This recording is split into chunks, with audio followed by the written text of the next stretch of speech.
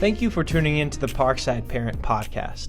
I'm Robbie Lacey, the middle school pastor, and it is our mission in children and students ministries to support families as we help unbelieving students become committed followers of Jesus Christ. Today, we are glad to welcome back on our senior pastor, Alistair Begg, to answer the question, how can dads lead their families well?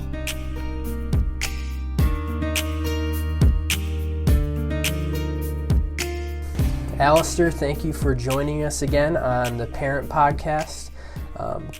Our question today is concerning the role of fathers as the leaders of the family at home. We know that God has given us as the fathers of our children and as the husbands to our wives. We've been given a unique privilege and responsibility as the spiritual leaders of our families. Even secular culture identifies the crucial role that fathers have in family and society. We see that communities with fathers who are engaged and involved in the lives of their families are advantaged in virtually every way than when they're not. Now, as a church, we understand why this is the case. We see the unique role and privilege and responsibility that fathers have in God's design for family. And so, Alistair, as we consider our families at Parkside and the fathers at Parkside, we want to ask the question, how can dads lead their families well?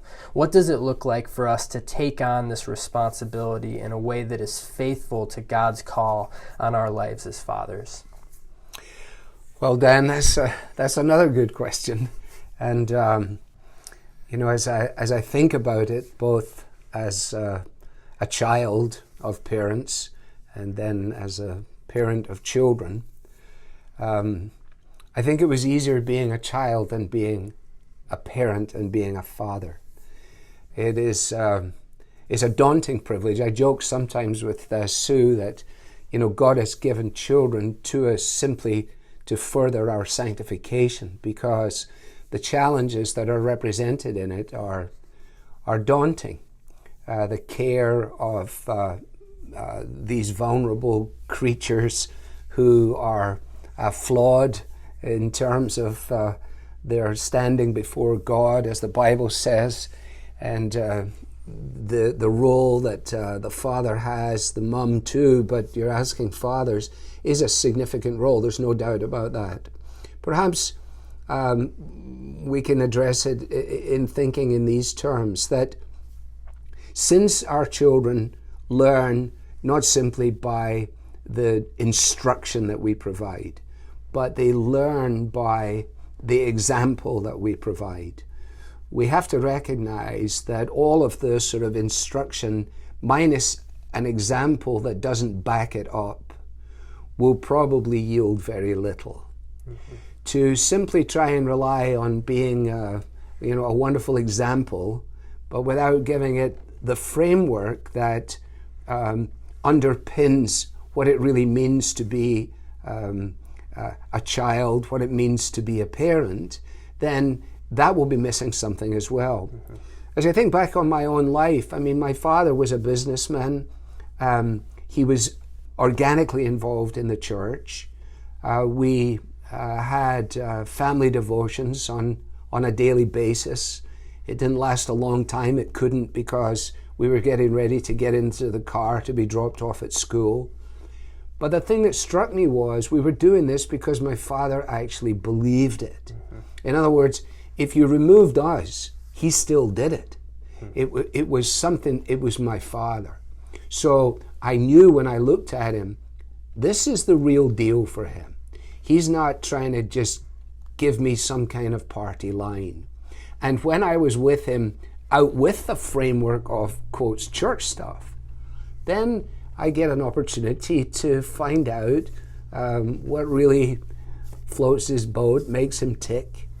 And so I think, the benefit that I enjoyed, that I'm not sure I've been as good at providing to my own children, was there was no divide in my father's life between the sacred and the secular. He didn't have a persona that drove us towards church engagement. It just seemed totally natural that would be what he was doing. And so, what am I saying? I guess I'm just saying this, that the thing that we have to be is absolutely sincere and honest about where we stand before God. And to recognize that, as in every area of leadership, you can never take somebody further than you've gone yourself. And sometimes fathers, because of the way their lives have unfolded, find themselves pressed by life and maybe have not been as diligent as they might be. And instead of that becoming a spur to them to say, I'm going to pick this up, it works in reverse. So they withdraw. And all of a sudden the vacuum will be filled by someone or by something. And so the one thing I want to say to dads is, don't make more of this than it is, but don't make less of it than it is. I'm a bit of a sentimentalist, I have to say, I really am, but, I can think of, just life, sitting in Sunday evening services sharing my father's Bible and realizing that the reason that the reason the Bible moved like that was because his hand had begun to shake. And thinking, golly, my dad won't be here forever. What is it that my dad wants me to know? What is it my dad believes? Why is he this way?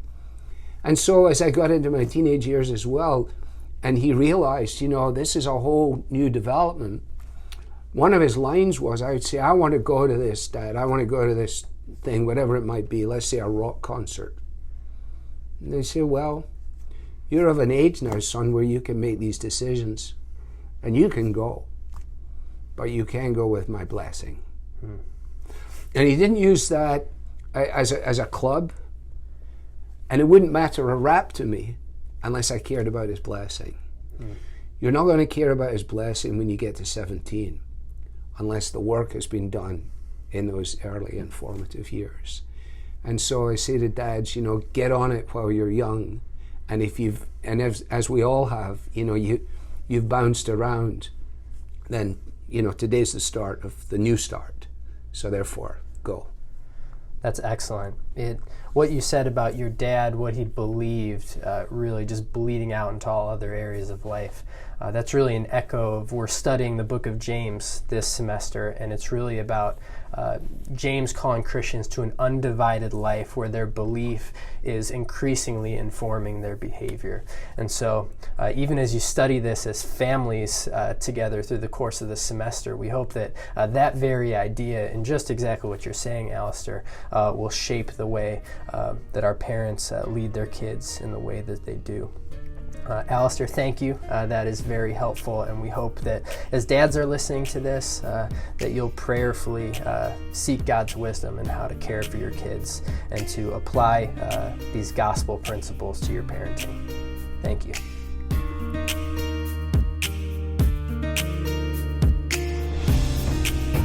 Thanks for listening today.